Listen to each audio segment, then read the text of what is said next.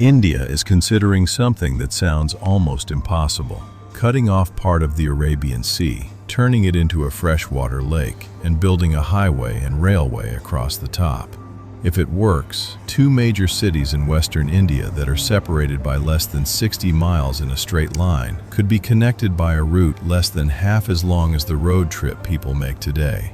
But the real reason for this project has almost nothing to do with traffic. The barrier would create an enormous freshwater reservoir along the coast of Gujarat, one of India's most industrialized states. Water that currently drains toward the sea could be captured and redirected toward drought-prone farmland. The same structure could carry road and rail traffic, support renewable energy, reduce pressure on groundwater, and reshape the economic map of an entire region. This is the Kalpasar project. And if that name is unfamiliar, that is exactly what makes the story so strange. Because this is not a proposal for one dam, one highway, or one reservoir. It is an attempt to redesign geography. Look at a map of western India. The Gulf of Khambhat cuts deep into the state of Gujarat like a wedge. On one side lies the city of Bhavnagar and the wider Saurashtra region. On the other side lies South Gujarat, including Surat, one of India's largest commercial cities.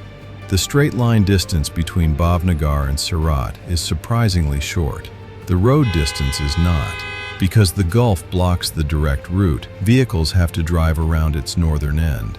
According to the latest layout cited by India's Ministry of Jal Shakti in July 2026, the existing Bhavnagar to Surat trip is about 221 miles. The proposed Kalpasar corridor could reduce that to roughly 110. That is a shortcut of about 111 miles. For a family, that means hours saved. For freight trucks making the trip again and again, it means fuel, driver time, vehicle wear, and logistics cost. But even that is not the main prize. The main prize is water. Gujarat has a water problem that does not look obvious from the outside. This is one of India's most economically successful states. It has major ports, heavy industry, petrochemicals, manufacturing, agriculture, and some of the fastest growing urban areas in the country. But water is distributed unevenly. South Gujarat receives far more reliable rainfall than much of the west and north. Move into Saurashtra, the broad peninsula that reaches into the Arabian Sea, and the climate becomes drier and more unpredictable. Move farther toward Kutch, and the problem becomes even more severe. The result is a geographic mismatch. Some of the places with the greatest demand are not the places with the greatest natural supply. And when rivers and rain cannot provide enough, people pump groundwater. At first, that works. Then the hidden consequences begin. In a coastal region, groundwater is not simply fresh water sitting underground in isolation. Fresh water and salt water exist in balance. If too much groundwater is pumped out, the freshwater table drops. Seawater can begin pushing inland through the aquifer. The process is called saltwater intrusion, and it is one of those environmental problems that can advance without anyone seeing it. There is no visible wave crossing the farmland. The invasion happens below the surface. A well becomes saltier, then another one. Soils begin accumulating salt. Farmers drill deeper. Crop choices shrink. Eventually, land that once supported agriculture can become far less productive. Parts of coastal Saurashtra and Kutch have struggled with this problem for years. That is why Kalpasar is not simply an engineering spectacle. It is an attempt to solve a water security problem that is already reshaping the land. Gujarat has not ignored that problem. The state has already built one of the most ambitious water transfer systems in India. The Sardar Sarovar Dam on the Narmada River and the vast Narmada Canal network move water over huge distances. That system transformed irrigation and drinking water access in parts of central and northern Gujarat and extended supplies toward some of the driest regions of the state. But Saurashtra remains difficult. Its geography is spread out. its rivers are smaller. Much of its farming still depends heavily on monsoon rainfall. And monsoon rainfall is not a schedule. A good year can transform agriculture. A bad year can expose just how little storage exists locally. So engineers began looking at the giant body of water already sitting beside the region, the Gulf of Khambhat. The idea is almost backwards. Normally, a reservoir is created by building a dam across a river valley. Kalpasar would use a barrier to cut off part of a tidal gulf. Rivers would continue flowing into the enclosed area. Salt water would gradually be flushed and diluted. The marine basin would become a freshwater reservoir. In other words, the project would try to turn part of the Arabian Sea into a lake. That sounds extreme, but it has been done before, and the country that did it became one of the world's great laboratories of water engineering, the Netherlands. Almost a century ago, Dutch engineers closed off a large inland sea called the Zuiderzee. The structure they built is the Afsluitdijk. Rijkswaterstaat, the Dutch National Water Authority, describes it as a 32-kilometer, or roughly 20-mile barrier separating the Wadden Sea from the IJsselmeer. It was completed in 1932. Before the barrier existed, the IJsselmeer was salty. After the sea connection was closed, fresh water from rivers and rainfall gradually diluted the enclosed water. A marine inlet became a freshwater lake. A highway crossed the new barrier. Flood risk was reduced. Land reclamation became possible on a massive scale. The Dutch did not simply build a dam. They changed the map of their country. And that is why the Netherlands appears so often in the Kalpasar story. Because Gujarat is now asking a similar question on a far larger and more complicated stage. Can a coastal sea be converted into controlled freshwater infrastructure? The comparison is useful, but it can also be misleading. The Afsluitdijk did not end the Netherlands' relationship with the sea. It created a new relationship. Nearly a century later, the Dutch are still strengthening the barrier for higher sea levels and more extreme conditions. They are still managing fish migration. They are still balancing fresh water, salt water, ecology, transportation, and flood safety. That is the real lesson for India. Closing the sea is not the end of the engineering. It is the beginning of permanent management. And this matters because Kalpasar is not being planned for a calm body of water. The Gulf of Khambhat is one of the most energetic tidal environments on the Indian coast. The Gulf narrows as it extends northward. That funnel shape can amplify the tide. Water moves in and out twice every day with enormous force. In some areas, the tidal range can exceed 25 or even 30 feet. Along much of the U.S. Atlantic coast, a typical tide may rise only a few feet. Here, the difference between low water and high water can be comparable to the height of a 3-story building. Now imagine trying to construct a permanent barrier across that environment. Not for one storm, for generations. That is why the engineering story is far more interesting than the headline, "India is building a giant sea dam." The sea is moving. The sea bed is moving. Sediment is moving. Salinity is changing. And the structure would have to work while all of that continues. The Kalpasar idea is also much older than many people realize. Versions of a barrier across the Gulf of Khambhat have been discussed since the middle of the 20th century. By the 1960s, Indian engineers and public figures were already proposing ways to close part of the Gulf and create freshwater storage. By the 1970s, the Gulf was being examined for tidal energy potential. By the 1980s, the concept had developed into a much larger multi-purpose project combining water storage, transportation, and energy. Then the studies began, and they never really stopped. Engineers had to study the depth of the Gulf, the tides, storm surges, waves, sediment, earthquake risk, river flows, salt movement, fish migration, ports, navigation, foundation conditions, construction materials, climate change, land use, environmental impact, social impact. The closer they looked, the more complicated the project became. That is one of the strange truths about megaprojects. From far away, they look simple. Draw a line across the map. Up close, every mile contains another problem. Where should the barrier begin? Where should it end? Which rivers should enter the reservoir? How much fresh water will actually arrive in a dry year? How long will it take to reduce salinity?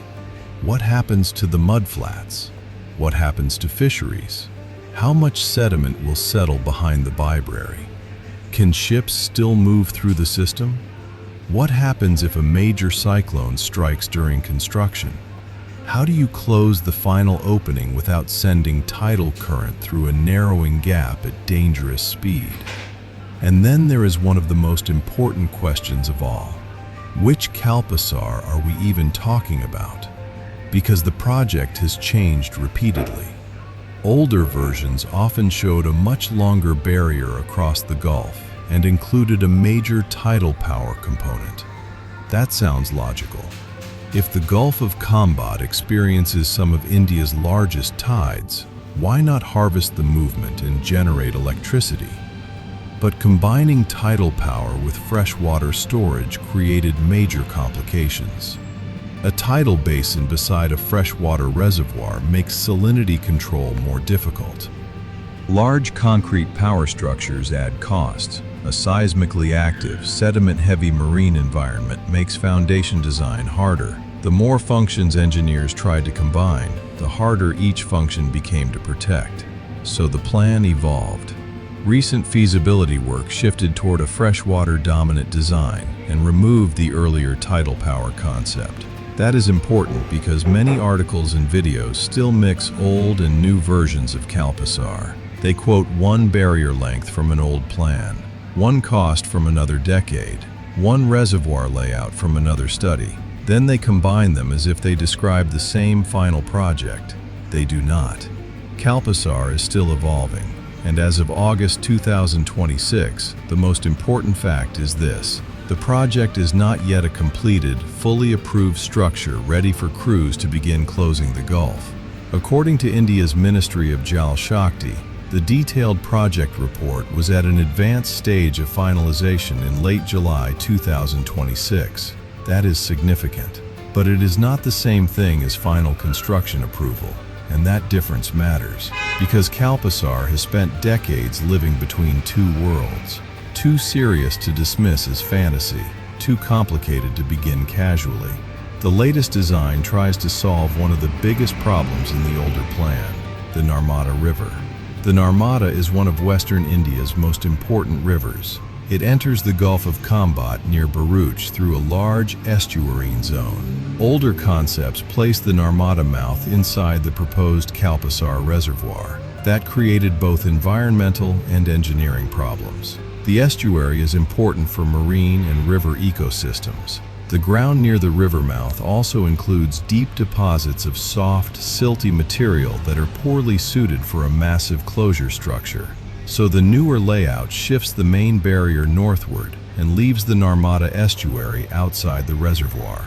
That sounds like a small map adjustment. It is not. Move a barrier by 15 kilometers, or about 9 miles, and everything changes. The reservoir shape changes. The amount of seawater enclosed changes. The rivers feeding it change. The road corridor changes. The environmental effects change. The foundation conditions change. The construction quantities change. This is why infrastructure at this scale can spend years in design. The map looks clean. The seabed does not.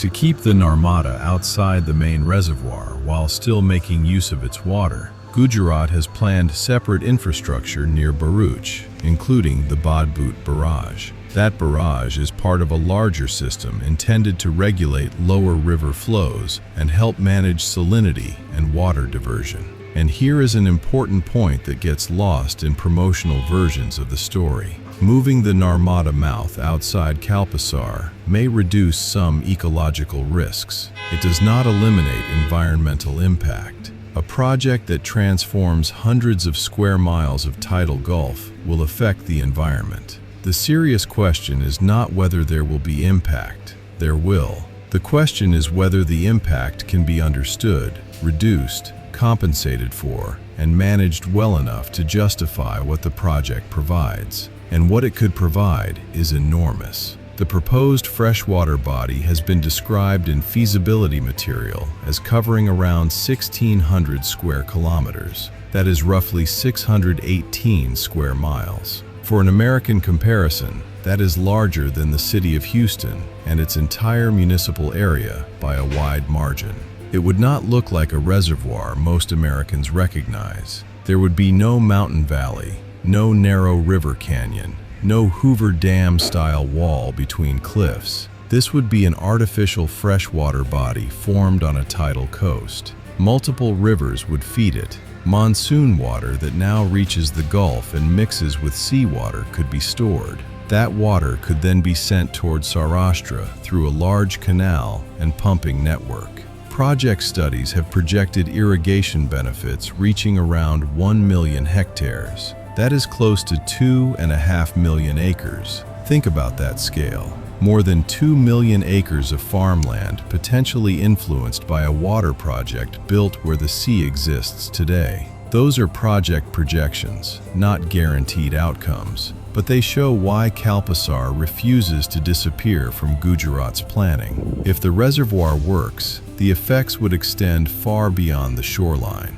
Groundwater pumping could fall. Aquifers could recover. Saltwater intrusion could slow in some coastal areas. Farmers could become less dependent on one monsoon season. More land could support winter crops. Crop choices could expand beyond the most drought-tolerant options. The project is trying to convert coastal engineering into agricultural security, but that creates another problem. The reservoir would sit near sea level. Much of the land that needs the water does not. So gravity cannot do all the work. Water would have to be pumped uphill. A lot of water. Over long distances. Every year. That makes Kalpasar not only a water project, but an energy project. And this is where the latest official plan becomes especially interesting. In July 2026, India's Ministry of Jal Shakti said the project envisages about 2,470 megawatts of hybrid renewable energy capacity on reclaimed land that is currently submerged during high tide. That is enough generating capacity to be comparable to multiple large utility-scale power plants. Part of that energy is intended to support the pumping required to move fresh water toward coastal Saurashtra. Think about the loop. Build a barrier across the Gulf. The barrier creates controlled water and exposes or protects tidal land. Use some of that land for renewable power. Use the power to move the water created by the barrier. Put road and rail infrastructure across the same corridor. Kalpasar is not one project. It is a stack of projects using the same piece of geography. That is what makes it potentially efficient. It is also what makes it dangerous. Because if one layer does not perform as expected, the economics of the other layers can change. Now return to the tides. The Gulf of Khambhat does not gently fill and empty. It breathes, twice a day, on a massive scale. As the tide moves north through the narrowing Gulf, the water can accelerate and the tidal range can increase. A structure built across that system would face powerful hydraulic forces. During construction, temporary works would be exposed to strong currents. Once the barrier begins closing, the remaining openings could experience even faster flow. The seabed could scour around foundations. Sediment could shift. Equipment could be damaged. Construction schedules could be controlled by tides in ways that do not exist on ordinary land projects. The Dutch have enormous experience with dikes and coastal closures. But this is not the Netherlands. The Gulf of Khambhat has its own sediment, its own monsoon, its own river system, its own seismic conditions, and its own ecology. You cannot copy and paste the Afsluitdijk. You can only borrow the lessons. Then comes the salt. This may be the single most important technical problem in the entire project. A wall can separate the sea in a few years. Fresh water takes longer. When the barrier closes, the water behind it does not instantly become drinkable or useful for irrigation. It begins salty. Freshwater rivers then dilute it over time. Sluices can help flush saline water. Operators can control levels, but the process depends on inflow. In a wet year, dilution may be faster. In a dry year, it may be slower. Evaporation can concentrate salt. Seawater can leak or seep through structures. Storm events can complicate management. And if salinity stays too high, the reservoir cannot serve its intended purpose. That is why the current India-Netherlands technical cooperation specifically includes salinity management. It is not a minor design detail. It determines whether Kalpasar becomes a freshwater reservoir or an extremely expensive brackish basin. Then comes sediment. The Gulf carries huge amounts of silt. Rivers deliver more during the monsoon. Tides keep that sediment moving. If you change the tide, you change where the sediment goes. Water slows down behind a barrier.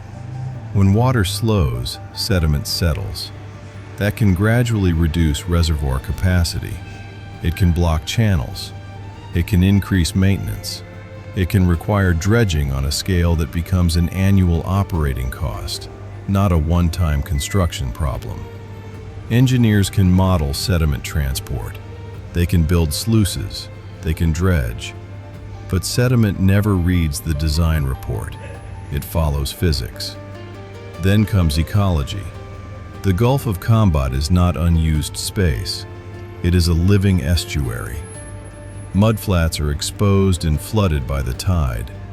Mangroves occupy parts of the coastline. Fish move between marine and river environments. Migratory birds depend on tidal habitats. Local fishing communities depend on species adapted to brackish and marine conditions. If part of the Gulf becomes fresh water, that ecological system changes. Some species will decline. Some will move. Some may disappear locally. Freshwater species may replace them. Project studies have even discussed the possibility of freshwater fish production inside the new reservoir. But replacing one ecosystem with another is not the same thing as creating value from nothing. The existing system already has value. The Netherlands learned this lesson too. The Afsluitdijk produced enormous benefits, but it also broke migration routes between saltwater and freshwater. Decades later, Dutch engineers are spending money to restore ecological connections. That is what modern infrastructure planning has to understand.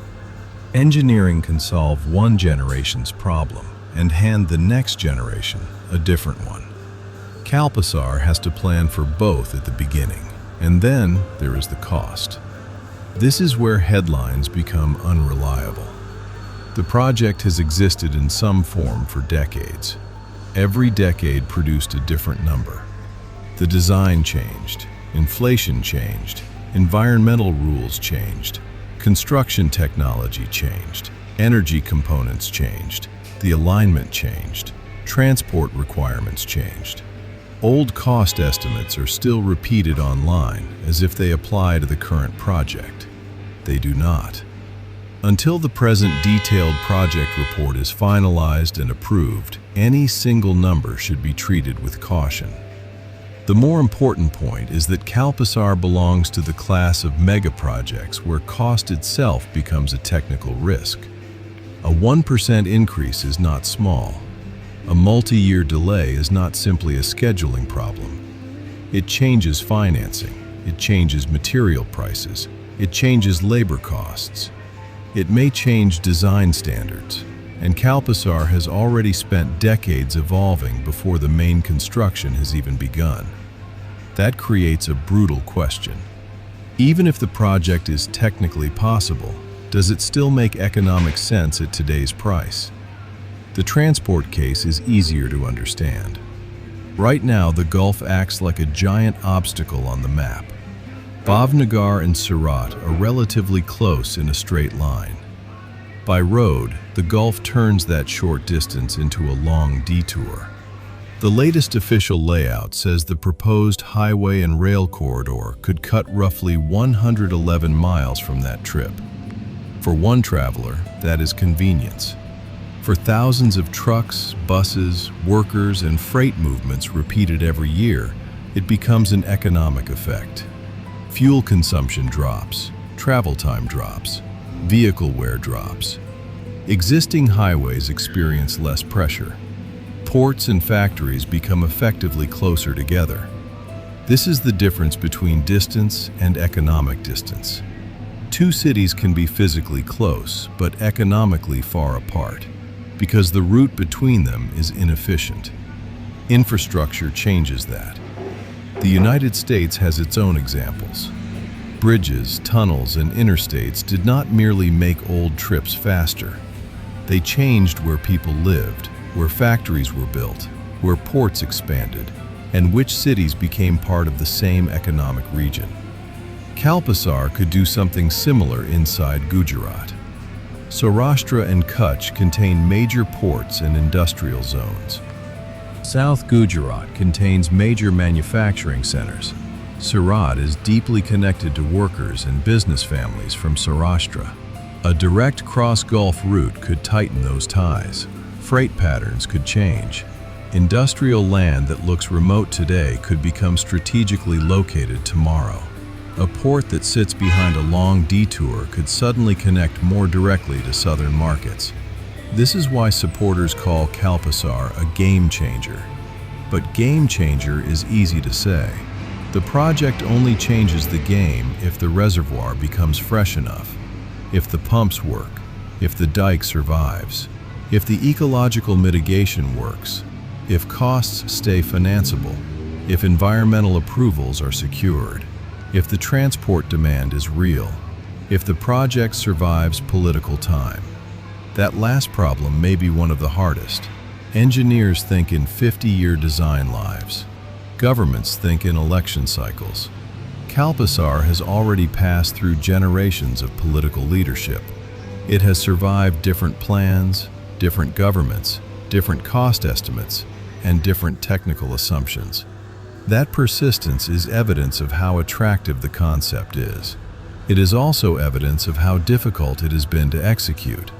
And that brings us to the most important question in 2026. Is Kalpasar actually getting closer? For years, the project could fairly be described as permanently under study, but the official language has become more specific. In early 2026, Gujarat officials said the detailed project report was in its final stage of preparation and would require state and central approvals. Then, on July 27th, India's Ministry of Jal Shakti told the Council of States that the detailed project report was at an advanced stage of finalization. The same official response confirmed continuing technical cooperation with the Netherlands in areas including coastal engineering, hydraulic modeling, salinity management, climate resilience, and water management. That does not mean construction begins tomorrow, but it does mean Kalpasar has reached a stage where the next documents matter more than the old concept art. A final, detailed project report forces the dream to become specific.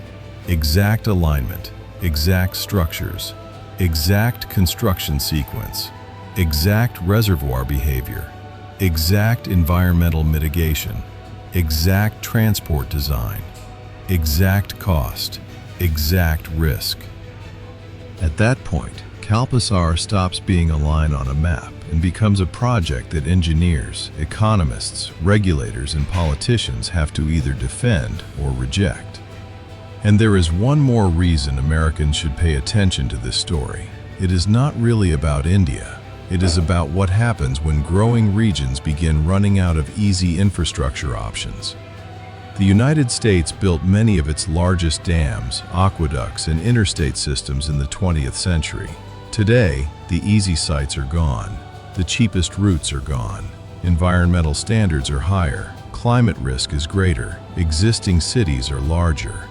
Every new project has to work around systems that are already crowded. India is facing the same transition at a much larger population scale. Kalpasar is what infrastructure looks like when the obvious solutions have already been used. There is no empty inland valley waiting for a simple dam, so planners look at the sea. There is no short road between the two sides of the Gulf, so planners put the road on the barrier. There is not enough gravity to send the stored water where it is needed, so planners add renewable energy and pumping. Every missing piece creates another layer. That is why Kalpasar feels futuristic, not because any one technology is science fiction, because the project tries to make many mature technologies function as one giant system. And systems are harder than structures. A structure can succeed by standing. A system has to keep working every day, through drought, through monsoon, through tides, through storms, through political change, through rising sea levels, through decades of maintenance. The Afsluitdijk is a perfect reminder. It was completed in 1932. Nearly a century later, the Netherlands is still upgrading it, still strengthening it, still adapting it, still fixing ecological problems created by the original closure. Kalpasar would inherit the same reality on day one. A megaproject is never finished when the ribbon is cut. That is when maintenance begins. So look again at the Gulf of Khambhat. Right now, it is a tidal gulf. Rivers enter it. Salt water moves inland and out again. Fishing boats work its waters. Sediment moves through it. Birds use its mudflats. Roads bend around it.